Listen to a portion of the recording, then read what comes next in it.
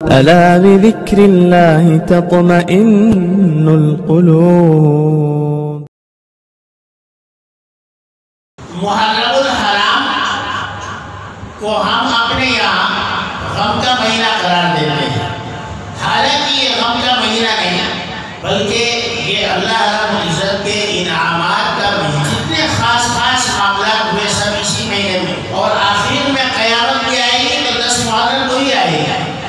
آپ کو معلوم یعنی دنیا کا خاتمہ بھی جو ہوگا وہ اسی مہینے کی 10 تاریخ کو ہوگا. تو یہ مہینہ ہمیں جہاں زندگی کا درس دے رہا ہے وہیں ہمیں موت کی بھی یاد دلا رہا ہے کہ دیکھو قیامت آنے والی ہے اور وہ اسی مبارک مہینے میں آئے گی، لہذا ابھی سے تیاری کر لو، اپنے اعمال کو درست کر لو، اپنے معاملات کو اللہ تعالیٰ سے صحیح کر لو. نہیں معلوم ان اللہ عنده علم الساعہ، اللہ کے سوا کسی کو معلوم نہیں کہ قیامت کب آئے گی، یہ اللہ ہی کو معلوم ہے. لیکن قیامت کے ذکر سے ہر آدمی کام جاتا ہے، ڈرتا ہے. اور قیامت کی ہولناکی کو اللہ تعالیٰ نے سورۃ الحج میں بیان فرمایا، یا ایھا الناس اتقوا ربکم ان زلزلۃ الساعۃ شیء عظیم. یہ وہ جو زلزلہ آنے والا ہے یعنی قیامت بہت بڑی چیز.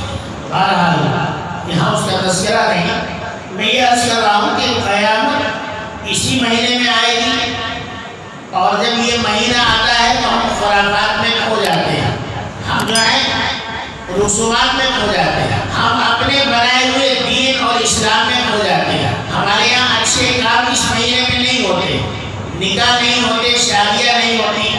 چلو ٹھیک ہے، ہم نے اس مہینے میں اپنے شادیوں کو بھی روک دیا، نکاحوں کو روک دیا، عقیقے ہم اس مہینے میں نہیں کریں گے. لیکن اللہ تعالیٰ نے کسی چیز کو نہیں روکا. بھائی دنیا میں بچے بھی اسی طرح پیدا ہو رہے جیسے پہلے مہینے میں ہوتے تھے، بارشیں بھی ایسے ہوئی جیسے ہونی چاہیے، دن اور رات بھی اسی طرح چل رہے ہیں جیسے پہلے سے چل رہے تھے. جی صبح اور شام بھی اسی طرح ہو رہی ہے، ہوا بھی اسی طرح چل رہی ہے، جی رزق بھی اسی طرح سے دیا جا رہا ہے اللہ کی طرف سے. اللہ نے تو کوئی چیز اس مہینے میں نہیں ہوتی. اگر یہ منحوس ہوتا، یہ غمزدہ ہوتا مہینہ، غم کا مہینہ ہوتا تو اللہ تعالیٰ بہت ساری چیزوں کو روک دیتے.